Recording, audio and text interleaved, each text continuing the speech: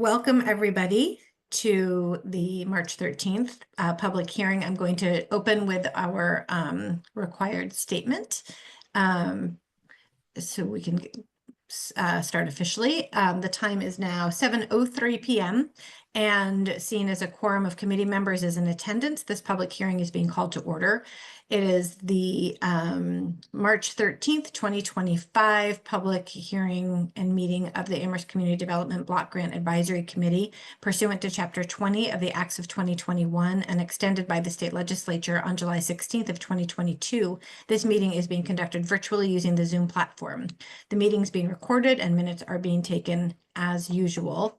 I will do a quick roll call to make sure everybody's cameras are working.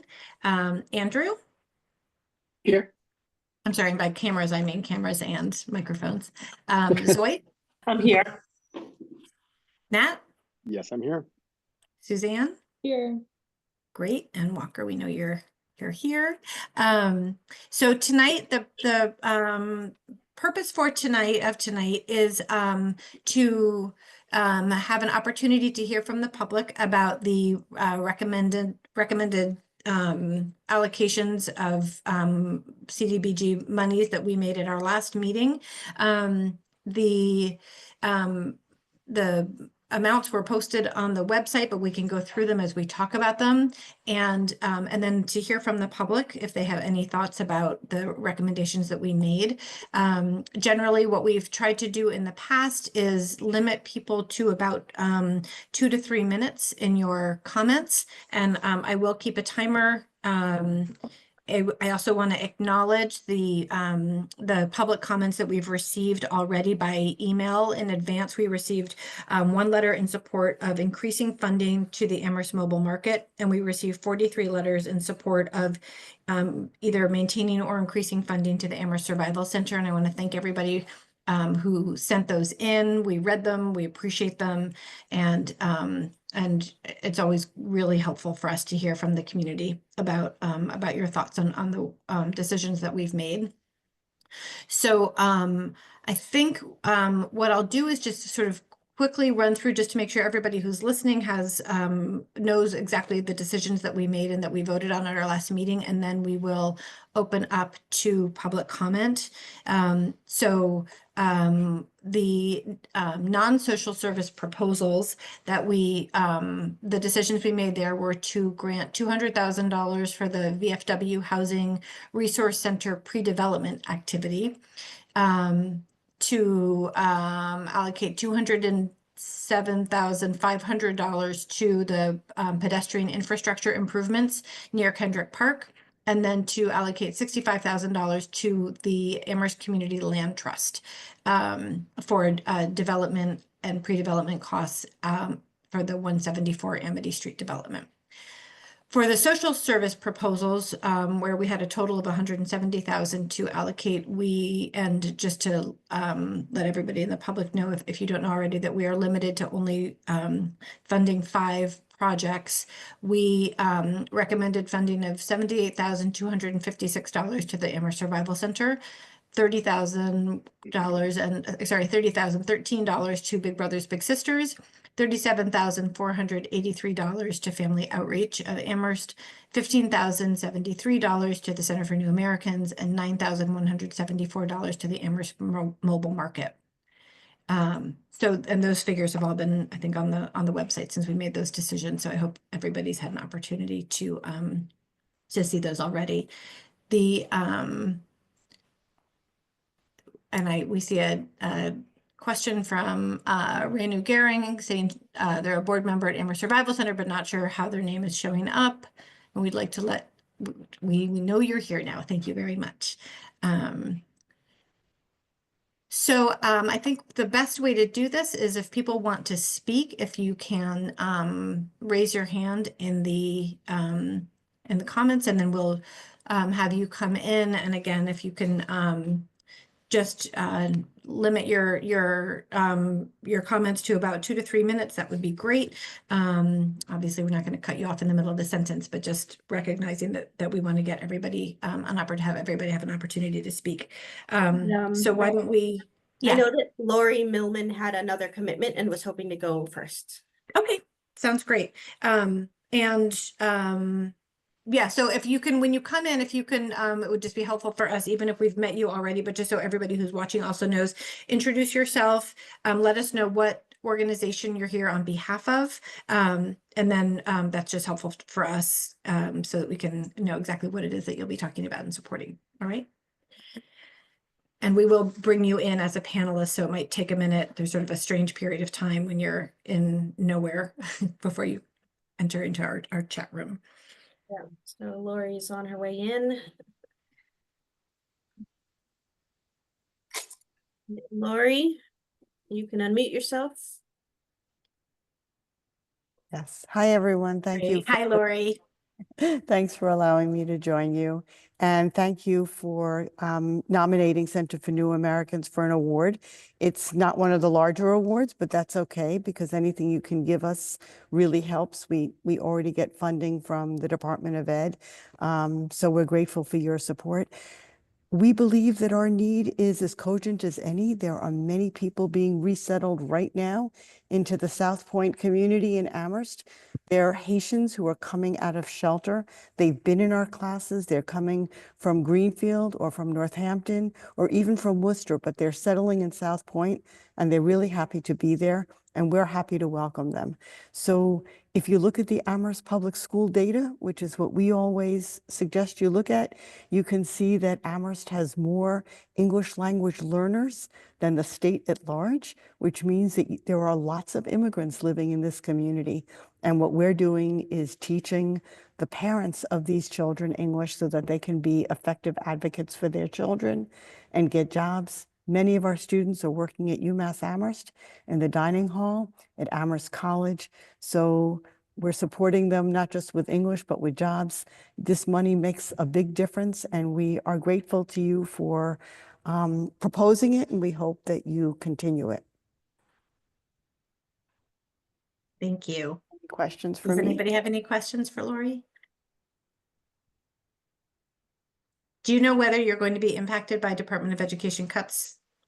Well, fortunately, we're funded by the Department of Education in Massachusetts, which Okay. is funded by the WIOA legislation federally. And so far, that legislation has bipartisan support, but it's anybody's guess. Yeah. And we do get money from the Office for Refugees and Immigrants that helps our class, and that is federal money. And I would guess that that will be cut. So it is a very uncertain time. Yeah. Well, thank you so much for your work. Thank And you. thanks for coming in. Okay. Thanks for considering us.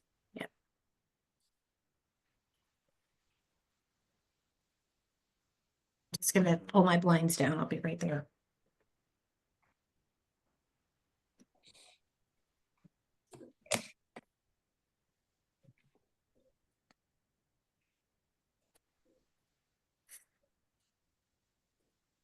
So I'm just going to go down the list and bring people in the order that they are on. So Kathy Schoen will be next.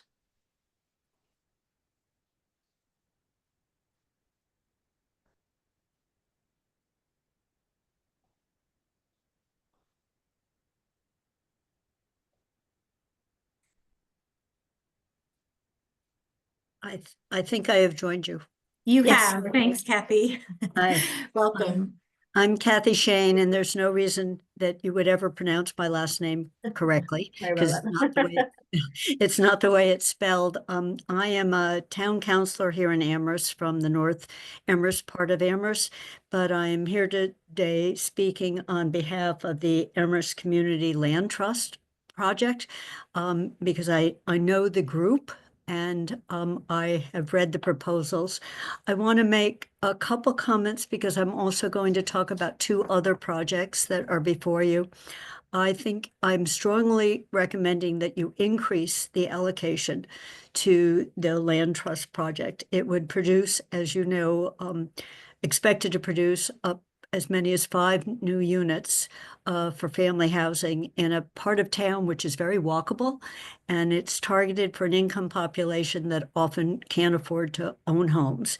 The land trust has a unique model in that they own the land, but people can move the houses from one to another. There's a potential partnership with Habitat for Humanity, and you have a local resident willing to donate part of the share of their housing to it. So I think I know you thought this was risky, but I think it's a risk worth taking. And the place I would get the additional money for, since I know you can't just grab money, are 2 places. One, the request from the town for Kendrick Park, I don't think is a high necessity project for multiple reasons. One, if you go down and you walk it, which I've walked several times, we've invested a lot of town money already in redoing the road and the parking places and the sidewalk on the opposite sides of the street from the park and along the park. I don't think we need more now. There are good crosswalks, many crosswalks. They may need more lighting, but we don't need a lot more crosswalks. So I think this project, although it's supposed to be in the low moderate income part because of your zones, it is mainly that way because of the big apartment dwellings that have students in them. It's not because it's next to a low-income neighborhood in per se. So it doesn't benefit the kinds of people that CDBG normally would want to try to benefit. So that's why I'm recommending against that. And I would shift all of that money to the land trust project. So, that would be a considerable shift, would be my recommendation. The other place I think you should look, and this is partly because I'm following the other money over time that's gone into these, the request for the VFW housing project. Part of what it's looking at is testing the soil, doing hazardous waste.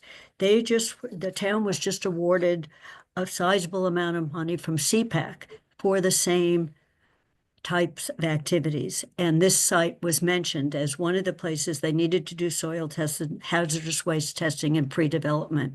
So I don't think we need the money there. They may need some of the money, so I thought you could reduce it to maybe 100,000 if there's enough justification for that. We are a long way away from a schematic design because we don't have money to build the project. We have a tentative drawing and know how many things, so there's some fundraising that needs to be done.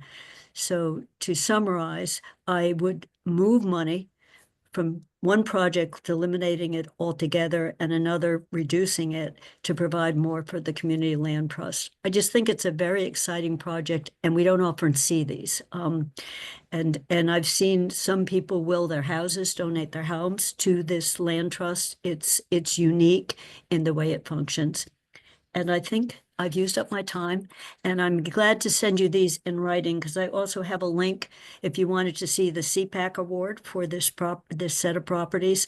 They named this property along with other town properties for the same pre-development work. So I think there's some funding already for the essential part, which is to figure out how much of the soil is buildable. I wished we'd done it before we bought the property, to tell you the truth. I mean, most of us who would build a house would first want to know whether it's safe to live on, but we didn't do that. So there is money for that already in the town.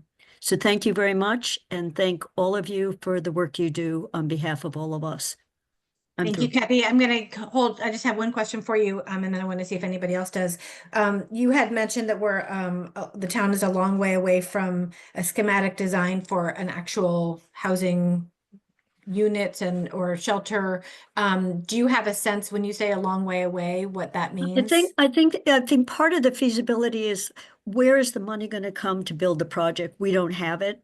So that they've been looking at the state and others to join in, and that kind of design work, it can be fairly expensive unless you know exactly what you're going to design. I've been chair of the elementary school building committee, and I watched how much went into it before we were ready to actually do the design, like how tall is it going to be and how many units.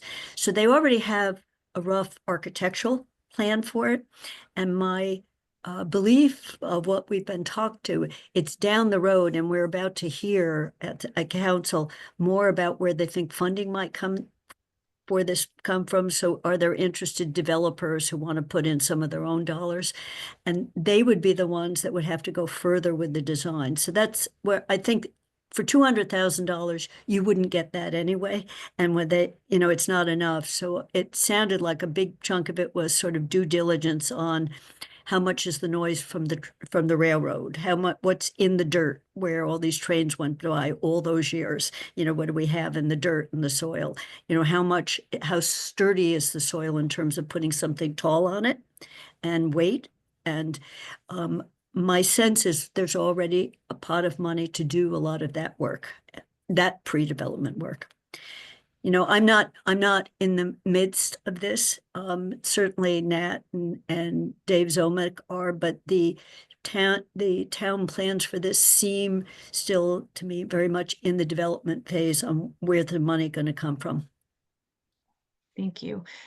Anybody else have any questions for Kathy? And I'm thinking specifically if people remember what their concerns were and sort of about the risks when we talked, and whether anything Kathy has said, if you have any follow-up questions on that or from our last meeting. And I do apologize because I didn't listen when you were talking about the project itself. So I read the words risk were one of the reasons you decided to put some money in, but not more. So, I think you're probably right. Yeah. I can't speak to them as much as the project developers could. Yeah. Walker? Yeah, I'm not directly involved in the project, but I have worked with Nate and Greg a little bit on it. And I can say that they are developing an RFP right now to see if they can find a developer to take on the design and construction part of the project. So the premise behind the 200,000 was to basically provide the developer with some town funds that would help them with the pre-development costs that they might have. So I think that it could be, they're putting out the RFP now. We, of course, can't guarantee that there are going to be responses, but it could be a little closer down the road than maybe you would think. I don't know exactly what the expected timeline is. And I think the risks that we were concerned about is that the CDBG funding, using CDBG funding for construction costs for the Community Land Trust one, using CDBG for construction costs can be very complicated and difficult, and may or may not actually get approved. And so I think that was what the committee was concerned about and staff was concerned about, not so much the risks of the project itself. With the exception of the zoning, they do have to figure out how to get around zoning to build the maximum number of units that they're proposing. With the current zoning, I think they can build 3. But they have been talking to Nate about that, whether there's a way around the zoning and how long that would take. Thank you. Thank you. Anyone else? Okay, great. Thank you so much, Kathy. You're welcome. Thank you. All right, so I'm going to promote Lev.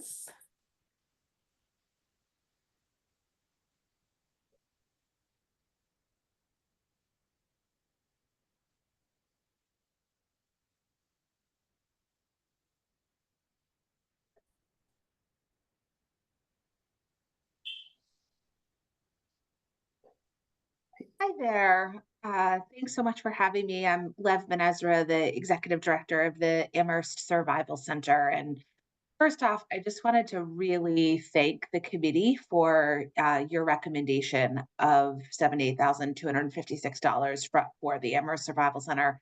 I know that this is a big chunk of the available funds and how important all of the programs represented and being funded are. As I shared in our proposal and at that last meeting, this request, the full request that we made, broke down to strictly level funding of the most recent contract per Amherst resident served. And I just continue to reflect on the fact that even that full request was $20.80 per year of CDBG funds for up to 12 months, a full year of groceries, up to 2 weeks of groceries each of those months times 4,000 Amherst residents. So I really want to urge the committee not to reduce this recommendation and even consider, if possible, funding the full request. Since we spoke 2 weeks ago, threats to SNAP have come much closer to passing. They've been included in the reconciliation bill that just passed in the House. And very alarmingly, more than $1 billion in US Department of Agricultural funds has been cut. It's specifically focused on fresh local foods, and that has been terminated. Included in those USDA funds that have been cut is the local food purchasing assistance grant that the Amherst Survival Center receives. We are finishing our current cycle in May, and thankfully we'll be able to finish that, but we now know it can't be renewed. That funding provided $450,000 to the Amherst Survival Center specifically for local food for the food pantry, milk, eggs, cheese, meat, produce, over a 19-month period of time. So it was a huge chunk of food coming in. And what is especially concerning to me about the cuts to this cut to USDA is that in the past, even when SNAP was on the chopping block, USDA funds really tended to be safe with very strong bipartisan support, but no more. So not only is this grant gone, but further cuts to USDA funding would have really major impacts on the $750,000 worth of USDA food that we are counting from the Food Bank of Western Massachusetts. I really appreciate you reading all of the comments that were sent in via email, and thank you so much to the food pantry participants and center volunteers who took the time to write those. For the folks that shared their comments with me, what I kept on reading over and over was the relief and gratitude that people feel. And I just reflect like, gosh, everyone just really should have access to the food that they need. So I really appreciate your time. We are really stretched right now at the Amherst Survival Center, and things are about to get a whole lot worse. And so I just want to express to this committee that the Amherst Survival Center really needs the full support of Amherst CDBG and this broader community as we support our neighbors through what are going to be some very significant challenges ahead. But thank you so much. Thank you. And thank you for your work. Anyone have any questions for Lev? Okay, thank you. Sorry. Bless you. Great. Thank you. All right, thank you. All right, I'm gonna bring Susan Nicastro in. And Linda, I see your comment and we'll have you come in. I see you now raised your hand as well, but I saw your question, just to put that out there. Hi, everyone. Can you all hear me? Yep. Yes, hi, Susan. Wonderful. Well, thank you so much for, well, first of all, I'm Susan Nicastro, the director of Big Brothers Big Sisters of Hampshire County, and we're incredibly grateful for the funding recommendation of $30,013 to support the ongoing work, our ongoing work in Amherst, to bring the power of mentoring to children in need in Amherst. And as others have pointed out, this is a very difficult time, and it's very hard to know what the funding landscape is going to look like day to day. So these funds are even more critical than ever, so that we have at least the stability of these funds to continue to carry out our mission. And, we can see every day the impact that one-to-one mentoring relationships have on kids. And we're, fully committed to continuing to carry our mission forward and to bring the transformational power of mentoring to children in need in Amherst. And yeah, so we look forward to continuing our work, where our waiting list always continues to grow, and we can see the need and the power of our work every day in Amherst. And yeah, and we're just so grateful for the support, the ongoing support we've received from Amherst CDBG, and we're just deeply appreciative. We're also celebrating our 50th year this year of bringing mentoring relationships to kids in Amherst. And so we're excited about that milestone, and we hope that some of you will consider joining the Daffodil Run next month, which will be going on right in downtown Amherst. So great way to celebrate Amherst as a community. And yeah, and we're very proud to be bringing this work forward. So many thanks to the committee for all that you do to make these critical funds available for our program and for the other important programs represented here. Well, thank you so much for your work. In 50 years, that's quite an accomplishment. Yeah, we're Amazing. hard to How old believe. is the national organization? The national organization, I believe, is about 117 years or so. Wow. So, yeah, it's interesting to think we have a significant chunk Yeah. when Big Brothers Big Sisters of America began, and then yeah, so Right. 50 years Amazing. behind. Yeah, so Does anybody have any questions for Susan? All right. Well, thank you for coming. thank you so much, everyone. Take care. All right, Thank you take for care, your you work. too. Thanks again. All right, I'm gonna bring in Laura.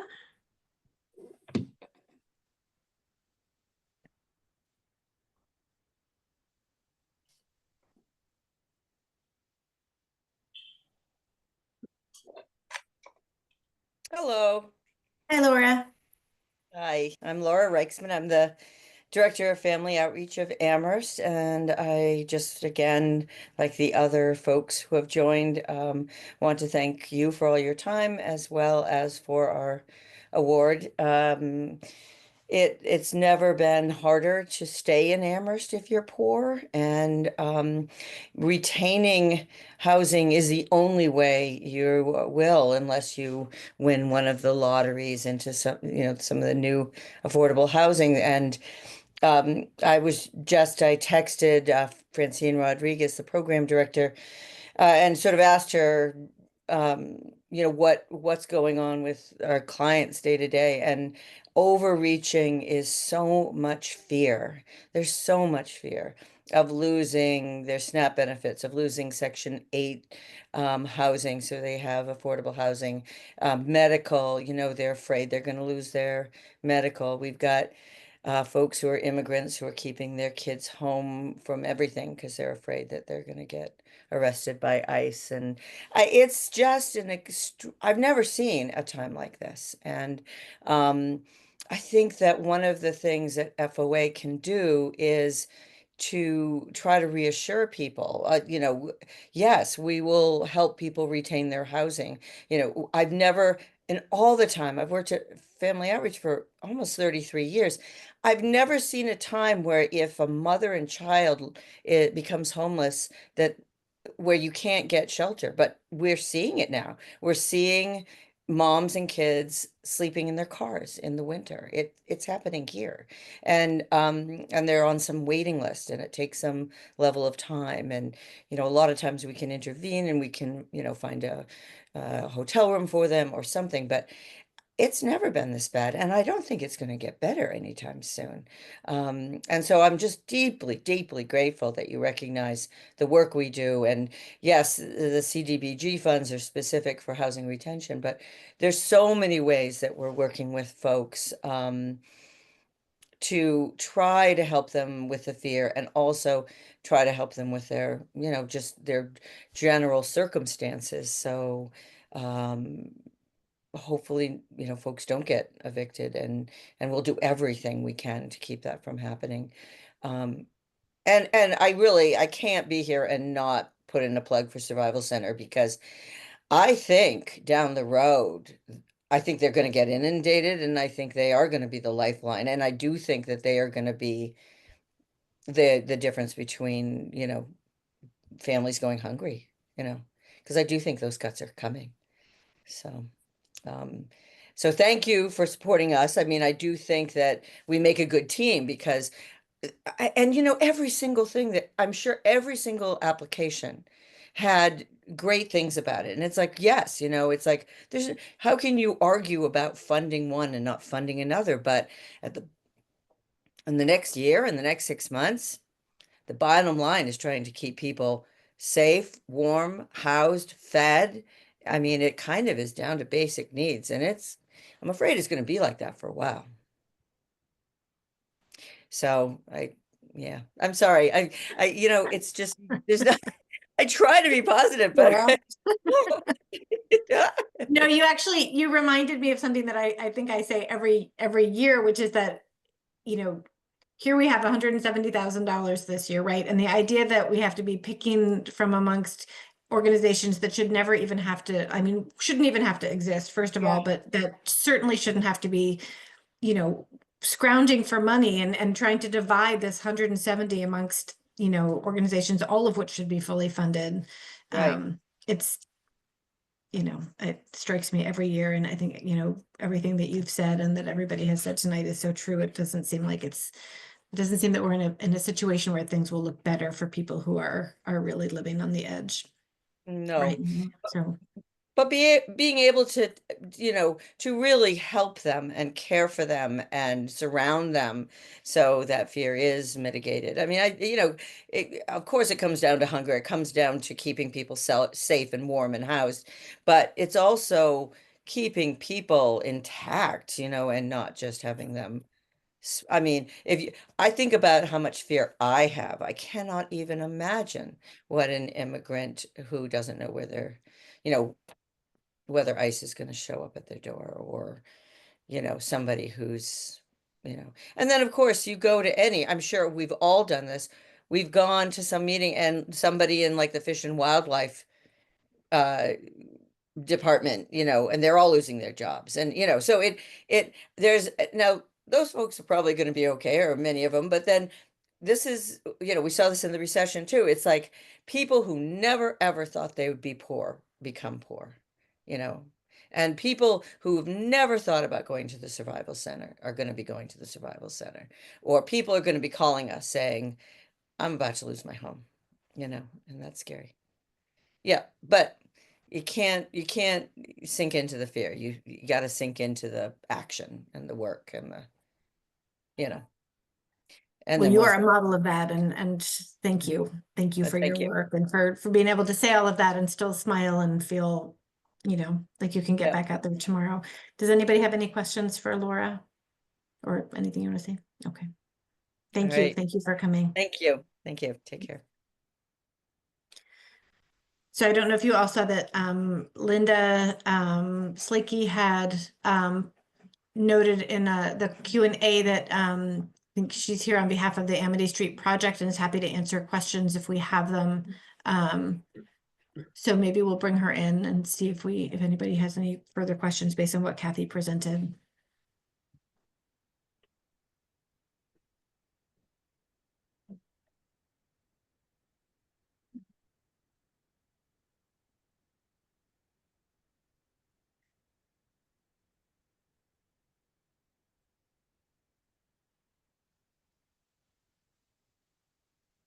Hi, Linda. I've joined, I see. Thank you. You have. Yes. And I will take the opportunity to thank you for your approval of the project. Although it was, of course, approved for less than we asked. I still take heart that you take it seriously. This will be the largest project that the Amherst Community Land Trust has attempted to date. Fortunately, we have some excellent people on the volunteer group to work with us. Seth Lawrence Slavis of Right Builders and Bruce Coldham are part of the working group advising us, and town staff, Nate and Rob Mora, have helped us think through how to approach getting the appropriate permits. So we are confident that this is capable of moving forward, and grateful that that you saw that, at least to the extent of feeling comfortable giving us the development money. I was not aware that Kathy intended to suggest a change. I'm happy to hear her suggestion, of course.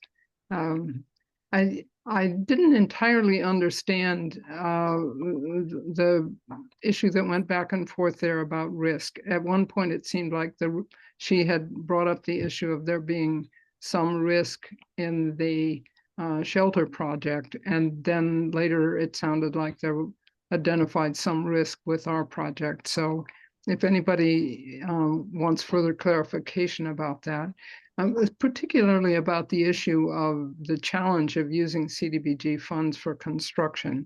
The full amount that we asked for would have gone for a combination of pre-development and the purchase of the site.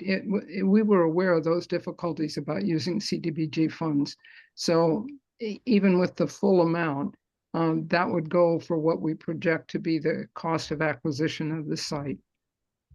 That, which, by the way, just because this was in the proposal, but anyone here that's hearing it for the first time, the family that owns it now is prepared to offer it to us at half its market value.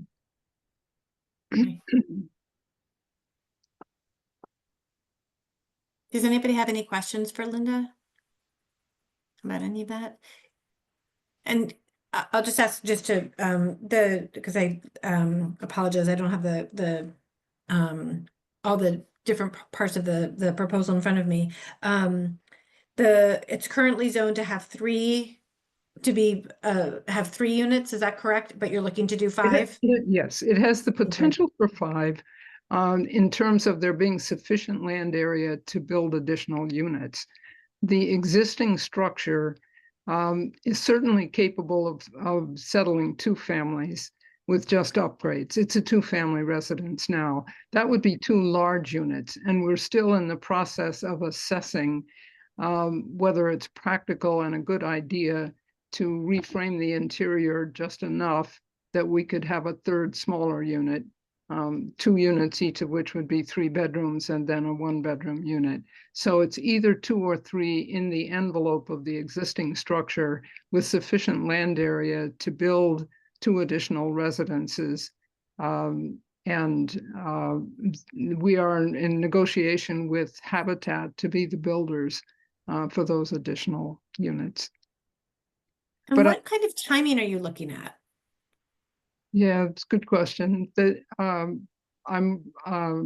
We would certainly acquire the property. I understand that if we are given CDBG funds sufficient to at least approach the cost of the acquisition, that would be completed within the 18 months. The whole timeline for the project is 3 years, and that would include the acquisition, the site preparation. The selection of candidates. We're going to operate on the Habitat-like model, which is to say we're going to know the families before we do the work, and they'll have some opportunity to participate in the work and specify colors and things like that within a financial framework. And then the work can go forward on the rehabbing of the historic building first, and so those families would go in place first. With Habitat's advice, if they are the builders of the additional unit, they of course have a whole program and a timeline and a calendar. So they're thinking it would be the 3rd year, counting 2025 as when we would be our first year active in the project, that they would be building in 2027. Okay. Thank you. And also, just one last update. Since Sure. we submitted that proposal, we've had a further conversation with Rob Mora and Nate, and they've advised us quite specifically on how to approach the permitting, and we'll take the advice that they've given us about that. Okay. Does anybody have any questions for Linda? All right. Well, thank you for joining and for giving us that information. That's helpful.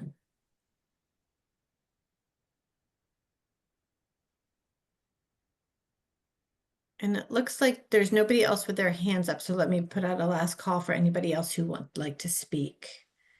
Mhm. Oh, hand up for Janet Keller. Do I need to do something to exit from my participation here, but No, still you'll stay? be- You'll you'll do. be- I will. I'll exit you. And I will let Janet Keller in.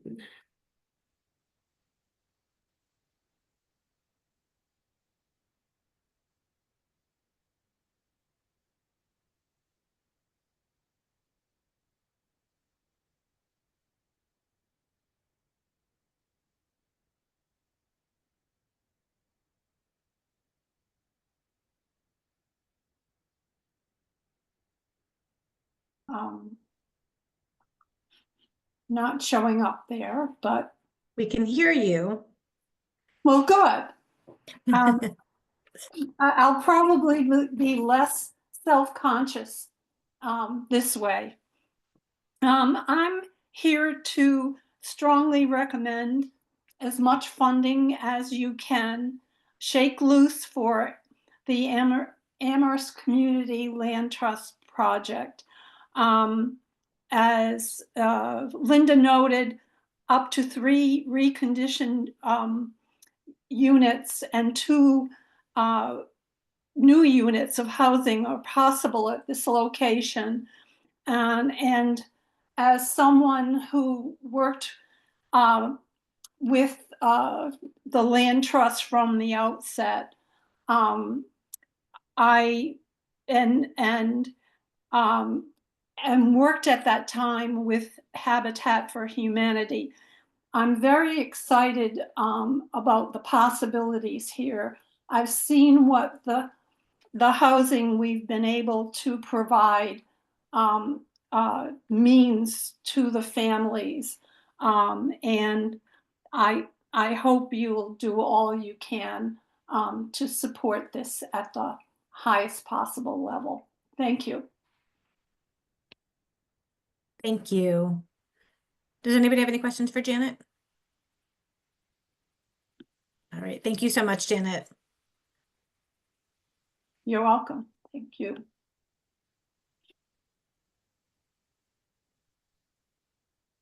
All right, so now I still see no, or again, I see no hands raised, so I'll do a last call if anybody wants to speak.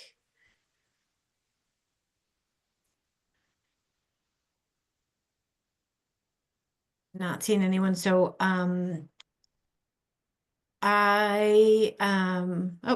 yes, Rosanna Salazar raised her hand. Let you in, Rosanna.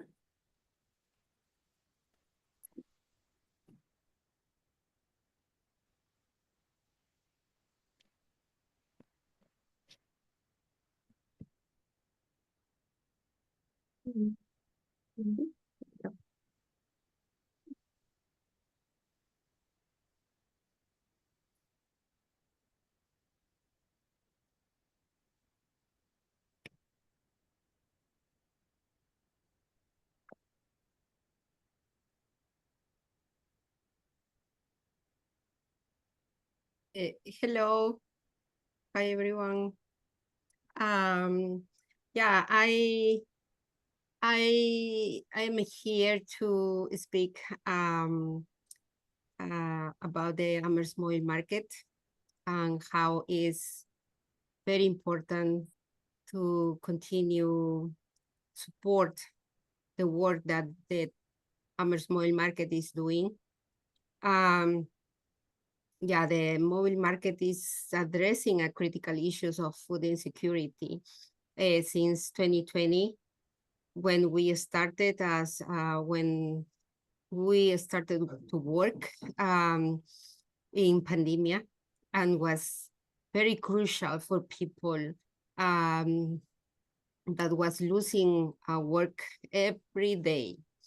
And now we have these people very engaged in the work that the mobile market is doing, because it's not only that we have vegetables, fruit, local, and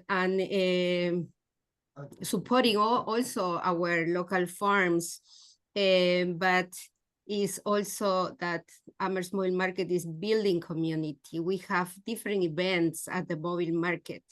And the people that we have there, they are volunteer working at the mobile market. They are members of the community also. So that when people is coming to the mobile market, they see familiar faces over there, and they could speak in their own language. We have also people from Afghanistan, people from El Salvador, Mexico, and different places.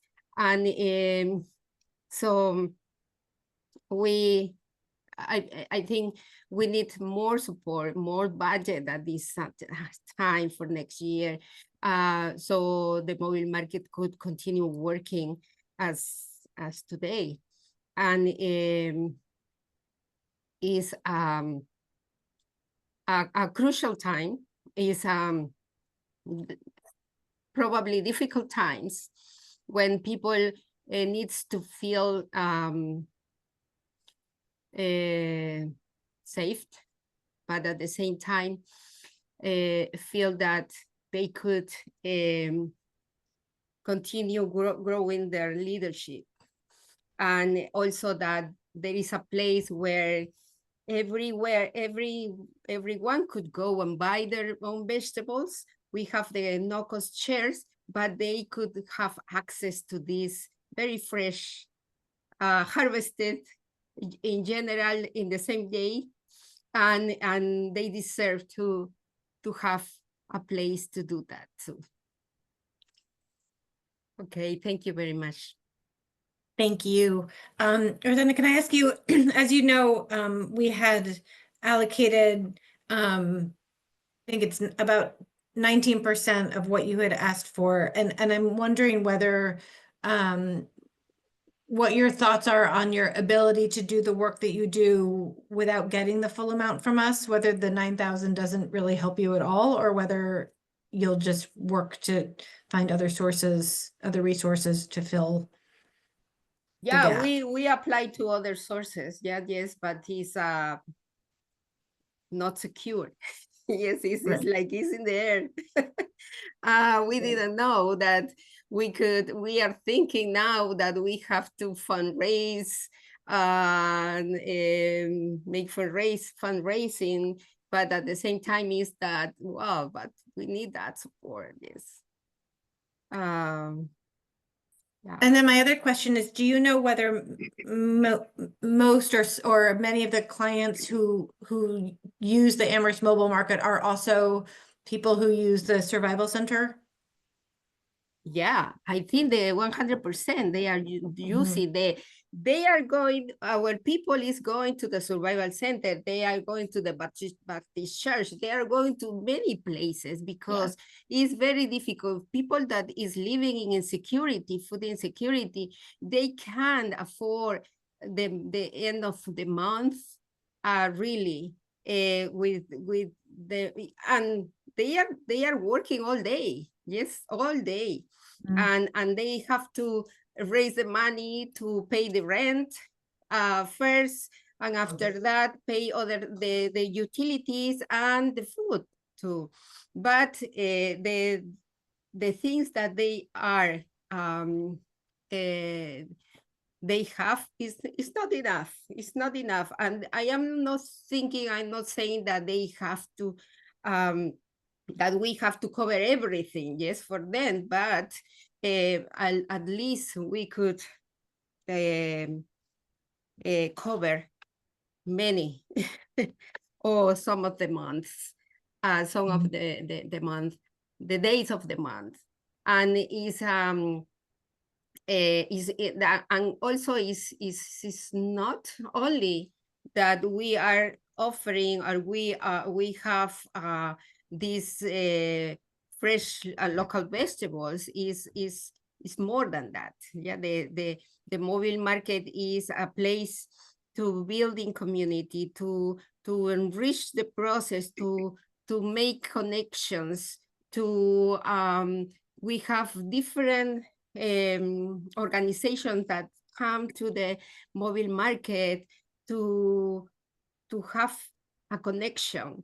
For example, in the last year, one of the programs, the department of the health department of the town was there. Yeah, we were happy. The people were happy doing that. We have children activity. We have license driving applications to help people and many things. And also that people are feeling safe and feeling good, trying to make connections at the market. And yeah, and at the same time to have the opportunity to buy an affordable prices or have no cost shares, and things that really they wanted, because it's not only the fresh vegetables and fruits that we could have local, but we have also cultural appropriate vegetables that we have, that is the 20%. And people are very, because why we have that? Because people demanded that. And they are eager to go. Now is every day the people is going early because they want to be first in line and to have their vegetables and fruit with them. Can you give us a sense of what is in a no-cost share? You know, what a family would be receiving, for example, in a no-cost share? Yeah, it's people that doesn't have benefits, like SNAP, and people that are low income. And what is actually in the share itself? Sorry? I'm curious how much is in a no-cost share if a family is picking up for a week? We have $20 of vegetables and fruit every week, and for 20 weeks of the season. I think it's very important. I don't know, but this is a lot of vegetables chairs during the season. Okay. Does anybody else have any questions for Rosanna? Okay, thank you so much for joining us. Thank you very much. And for your work, let me say. Okay. I think we've heard from almost everybody who is here in attendance as an attendee. Is there anybody else who'd like the opportunity to speak? Just raise your hand. Yes, Walker.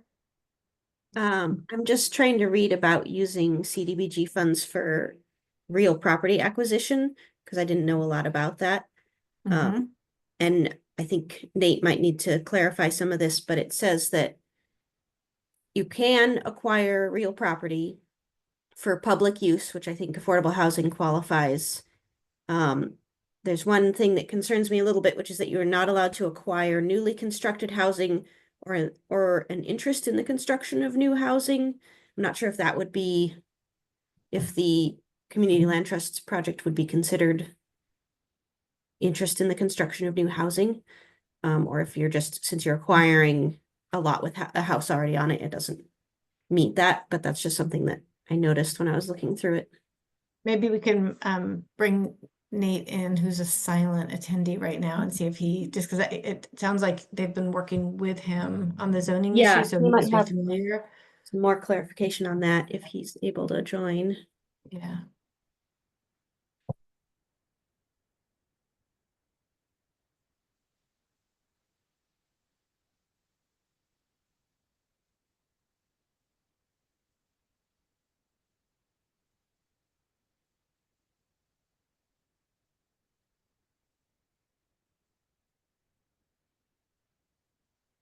All right, I'm here if that's if everyone can hear Okay. me. Yep. Yeah, so I think, I mean, you can use block grant funds for acquisition. I think there's a few problems. I think the biggest one is at time of application, they'll have to have a full acquisition budget. And so without that, the state would probably deny it.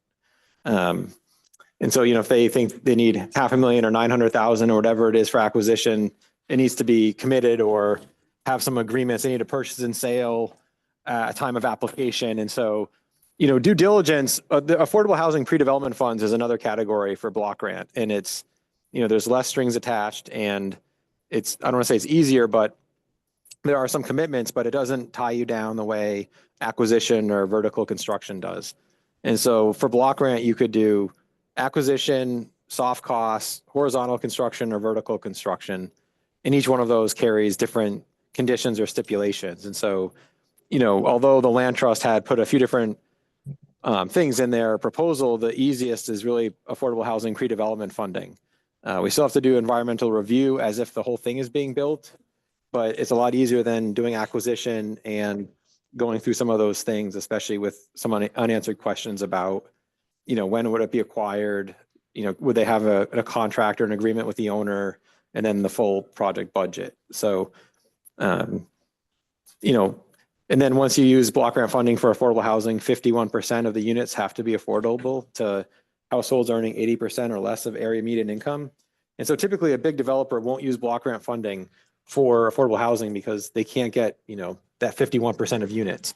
For the land trust, it's fine because it's a smaller development. You know, Habitat you could use block grant funding, but for instance, like, you know, Wayfinders or Beacon, who've done bigger projects in town, they would never take block grant funding for, you know, 100 unit project because they couldn't afford a project with 51% of the units being affordable. And so for this project, you know, 5 to 7 units, 4 to 7, 4 to 6 units, whatever it may be, you know, block grant funding could help support the construction of it. And to me, it's just, you know, the land trust and the town could partner later in another year and apply again. So there's no reason to try to put it all in one grant application. You know, there's no discrimination for applying multiple times. And so, you know, I would say that Would the if things issue are be further though, along- just timing though, Nate? I mean, like if they had, like Linda has her hand raised right now, if she came in and said, oh no, we have a matching partner, right? So if you give us the full amount, we have somebody who's pledged to give the rest of the acquisition. And then if we didn't do that, then it just delays the project. But Well, you're saying, Yeah, I mean, acquisition is there's a few choice limiting actions with block grant funding where you have to do, you know, a lot of due diligence before you can spend the money. And so with acquisition, we'd have to do a lot of, you know, environmental testing on the property. You know, like I said, have a full budget for a lot of things. Whereas for affordable housing pre-development, you don't need that. And so, you know, we've provided block grant funding to Valley CDC to search for sites that they could purchase with other funding for housing. And that's how they ended up at East Gables on Northampton Road. And so they had 250,000 in block grant funding they used to investigate, you know, a dozen sites around town, do preliminary environmental reviews, conceptual studies of sites. And it resulted in a project that then didn't have any block grant money associated directly with acquisition or construction, but the block grant money led to it. And so, you know, to me, that's a really good use of the block grant funds. I think for this site, you know, my concern would be, can we get everything done and ready before, you know, in the next month before the application is due to the state? I think that there's, you know, a lot of questions about that. does anybody have any questions for Nate on that? I'm gonna go ahead and bring Linda back in if that's all right, so she can Sure. share questions or comments. And I'm so sorry that I've never heard my dog snore louder, but I'm trying to mute myself. I don't know if anybody else can hear it. Okay, good. I'm trying to kick her without leaving the screen, but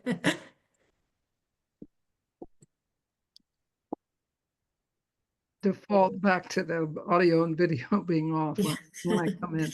Yes, and thank you for that clarification of what the issues are about using it for acquisitions. That I think I'd like to try to see if we can resolve some of those issues. I don't think we can schedule environmental testing that fast. But remember, we're talking about money not being available until October. So there's a lot of time to do the work before we would actually be committed to money. And then if this money comes again, given the general uncertainty at the federal level, but let's for the moment be optimistic that there will be CDBG again next year, then again, that money couldn't be spent until October 2026. So we're looking at inflation of the construction costs all that time. We could have families in by the fall of 2026. So if it's doable, I'd like for us to meet with you quickly to find out what exactly are the checklist of things that we would have to have in place. It's easy enough to draft the budget. So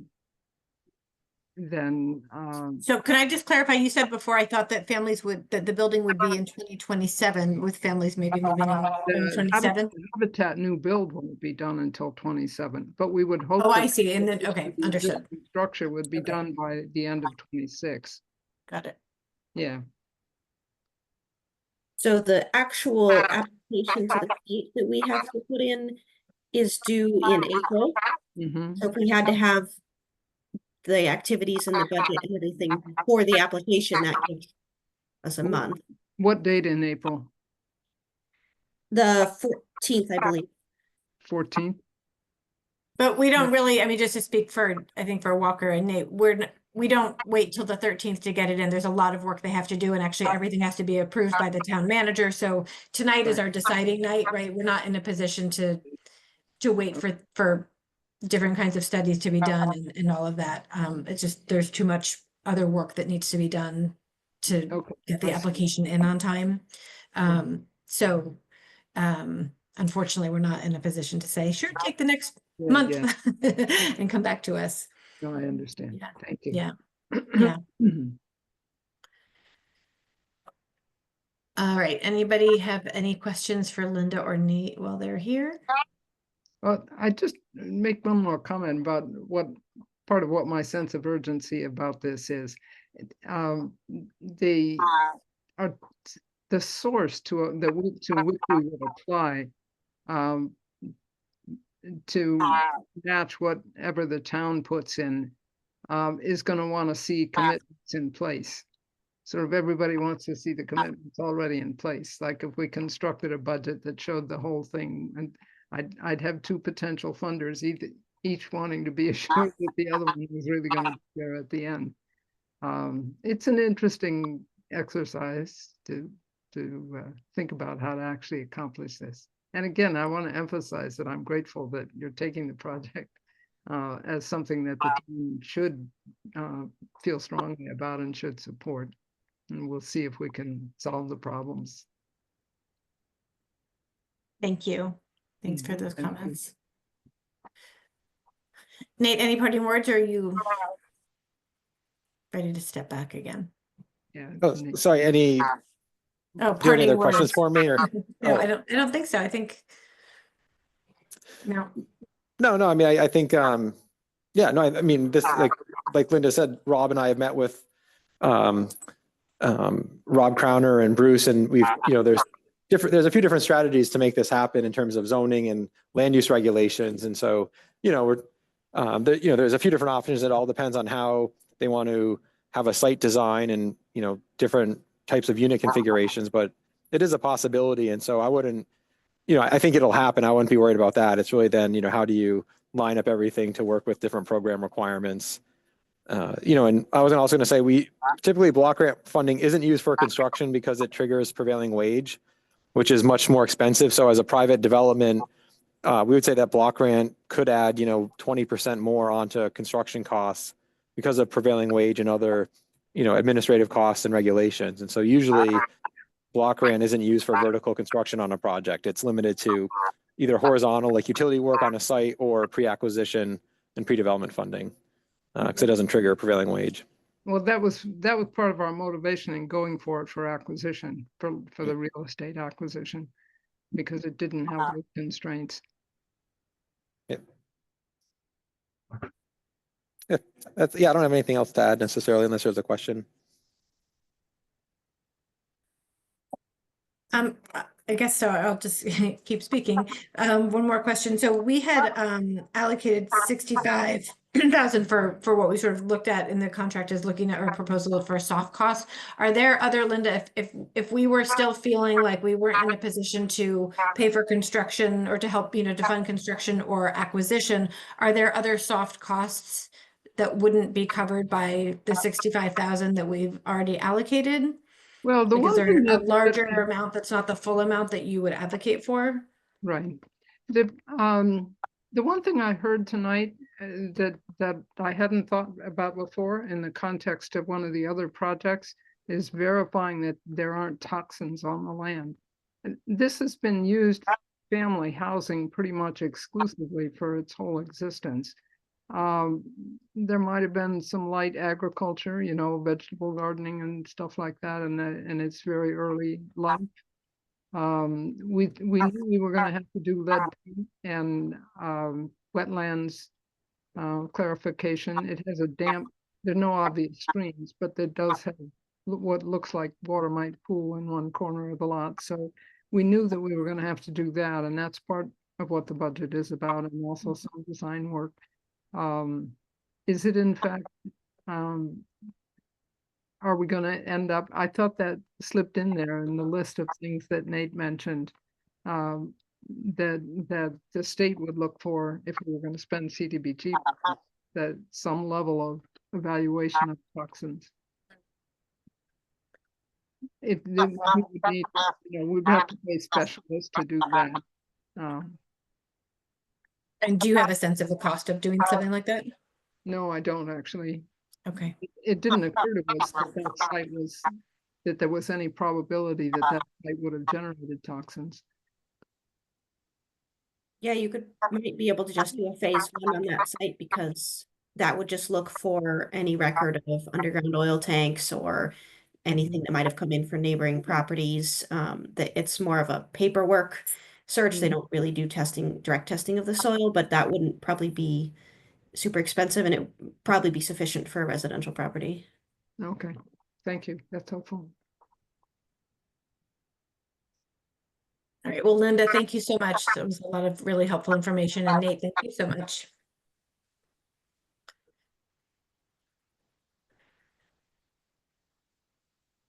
I'll make my pitch again. If anybody in the attendance wants to raise their hand for a final opportunity to speak. And I'm seeing no one. Okay.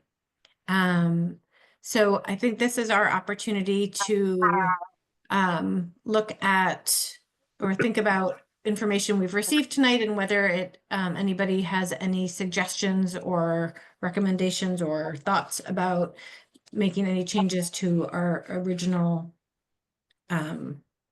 list of grantees.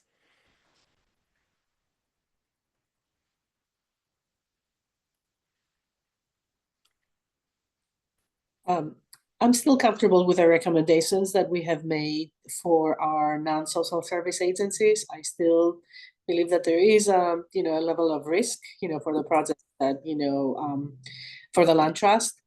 I'm willing to engage in a conversation if people are interested in, relooking the social service, I feel that there is a need in every, category, I think, trying to find a criteria, if we need to revisit any of the funding that we have proposed. I felt very comfortable when we've ended our previous meeting. But my heart goes out to each and every individual, who spoke here today. So why don't we start by doing the non-social service, and we'll talk about those, and then we'll switch to the social service, just since it's the different pots of money and whether, so one of the things that struck me was that when Kathy noted that what's I guess the low income area of Kendrick Park really isn't sort of in the way that generally CDBG imagines. And it doesn't mean that we can't ask for money there, but it just is sort of a different, it's whether that should make us rethink the other, I guess, I mean, the only other place to give it would be the Amherst Community Land Trust would be, I think, taking it from there to give there. So that's, sort of one thing that struck me.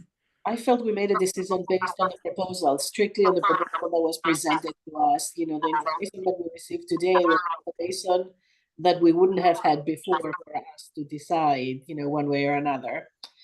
So, but it's definitely, we can relook. Yeah, Nat?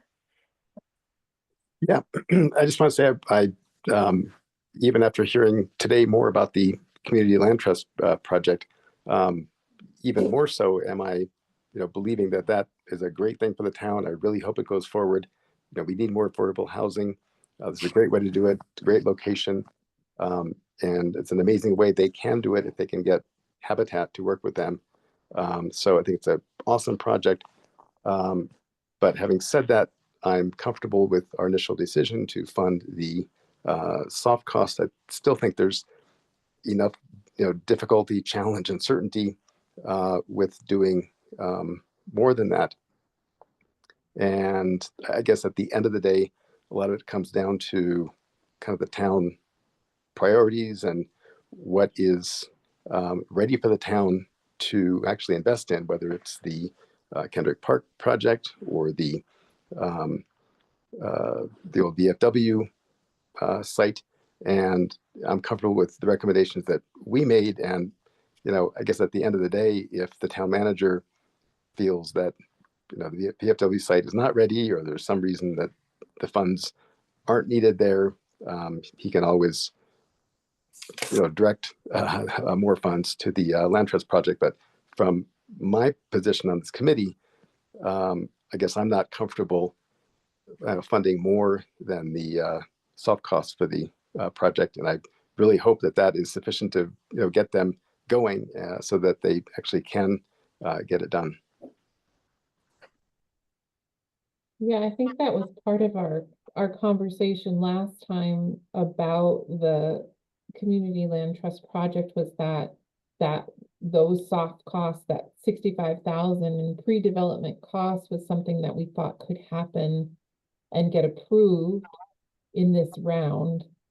And I like the idea of them coming back to the table if we have another round of funding to request again, if that's a possibility and works with their timeline. But I think I'm comfortable with what we've already recommended for the 3 projects. Andrew, any thoughts? I think what you said earlier when it was mentioned about like what the CDBG funds do go towards, or generally are designed to go towards, in terms of the effect on the different parts of the community. And I started to think against how much we had allocated to the Kendrick Park, given where it is in town, but I am also okay with what we've decided. I think I would be open to more funds to the land trust project, but I'm also okay with what we've decided. I think the same way you do, and I just, I mean, in terms, sort of my heart is with the Amherst Community Land Trust, but I think having, I think hearing, Nate describe why it would be hard to use the monies for Yeah. that, based on his knowledge of that project and of CDBG funds, I think is, it's important to, to have that perspective. And Yeah. also I was happy to hear Walker's point that the VFW project may be slightly further along than Kathy had been originally thinking. So I'm also comfortable leaving those allocations where they are, and keeping the non-social service projects as is. And we don't actually have to vote, but if we did vote, we would all be, I think, saying the same thing. And so we can move on and talk about the social services, and whether anybody heard tonight impacts their thoughts about how we should handle those. Yes, Nat. Yeah, but just hearing what people had to say today just makes me all the more convinced how these programs that we're funding, how important they are. And I guess I've realized now, especially whatever's been happening the last week, month, a couple months, is that it's even more important than we were even thinking about last time we met. But having said that, I guess I'm not comfortable kind of changing our recommendation in terms of how we would allocate the funds. With limited funds, we just can't satisfy every need, and it's such a balancing act. So I thought, I thought we did a good job trying to balance those. But I just have to thank all the agencies for doing the work that they're doing, because it's keeps on getting more and more important.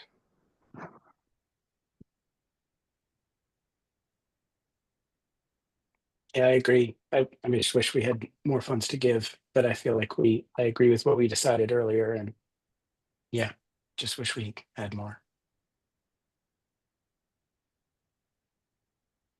Yeah, I can't imagine moving any of the money that we've allocated or recommended for each of the projects. But it's heartbreaking we can't fund everything 100%.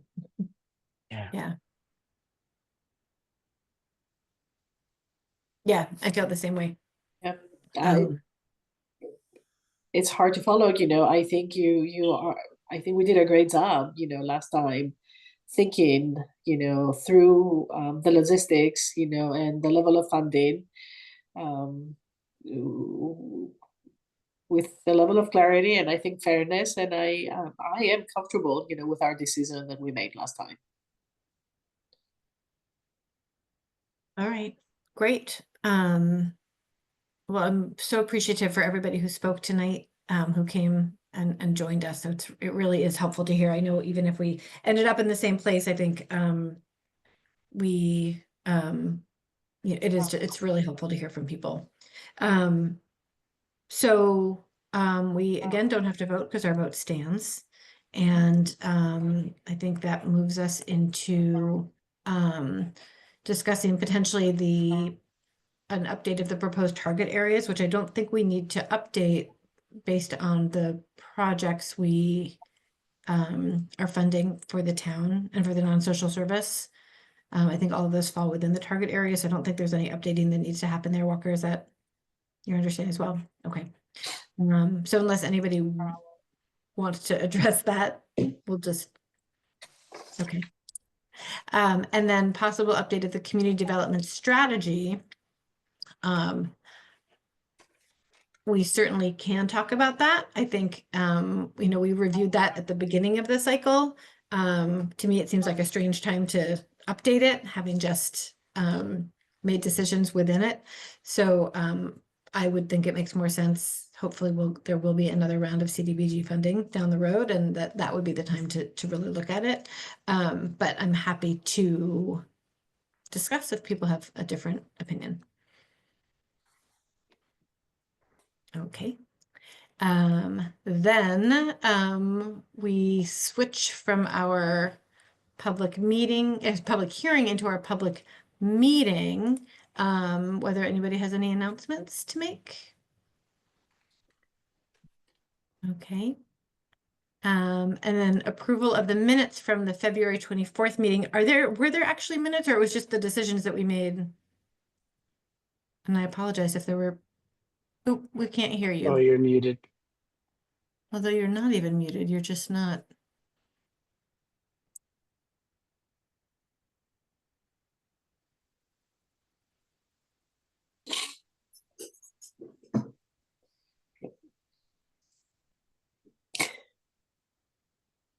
I didn't see any minutes on the website. Okay, I'm looking right now to see. I mean, the only thing we talked about was the recommendations, and those are Right. all there. Okay, We can't hear you. okay, I okay. lost on that. Okay. Walker, are there minutes? Could just, no, okay, all right. There are minutes were what we said, okay, all right. If there are minutes, we can officially approve them at our next meeting. Does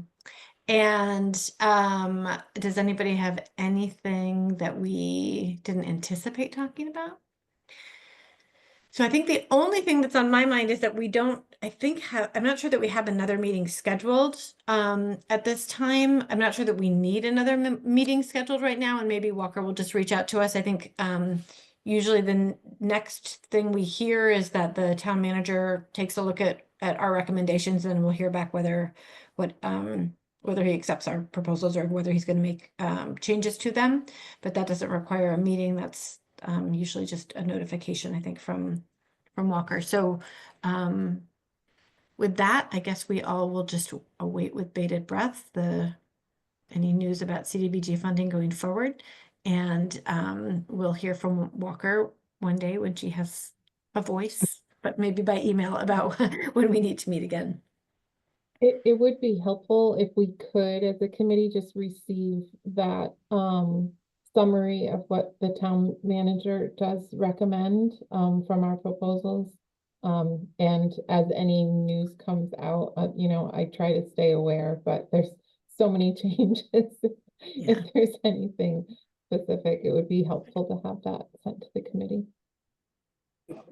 Absolutely. Thank Okay, you. thank you. For the record, Walker gave a thumbs up. Thank